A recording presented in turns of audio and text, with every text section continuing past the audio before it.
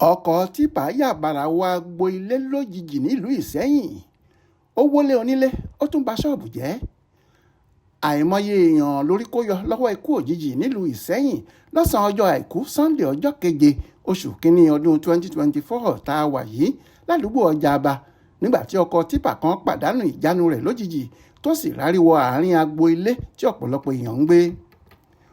Ọkọ̀ tó kó sìmẹ́ǹtì ọ̀hún tó ń bọ̀ láti ọ̀nà tó ti Ìbàdàn àti ìlú Ọ̀yọ́ wọ Isẹyin ló ń lọ sọ́nà Òkè Ẹ̀sà nígboro ìlú náà. Aláròyé gbọ́ pé bó ṣe dé agbègbè ọjà Aba ní bírèkì ẹ̀ já lójijì tó sì yà Bara wọnú Agboole lọ.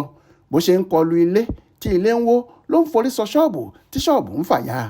Bó tilẹ̀ jẹ́ pé ọ̀pọ̀lọpọ̀ dúkìá tí apá mílíọ̀nù kékeré owó náírà kò ká ló ṣègbé sínú ìjàmbá òjijì yìí, kò sẹ́ni tó kú, bẹ́ẹ̀ la ò tí ì gbọ́ pé ẹnìkan farapa níbi ìṣẹ̀lẹ̀ ọ̀hún nítorí oníkálukú kan dànù ni bí wọ́n ti rí ọkọ̀ náà tó ń jábọ̀ lórí eré.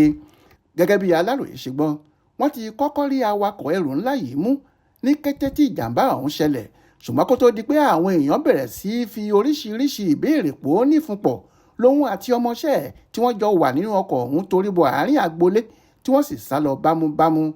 Títí tá a fi parí àkójọpọ̀ ìròyìn yìí lọ́kọ̀ Tipa náà sì wà níbi tí ìjàmbá ọ̀hún ti wáyé. Ọláwálé Àjàó ló ṣàkójọpọ̀ ìròyìn ọ̀hún fún Aláròyé online television.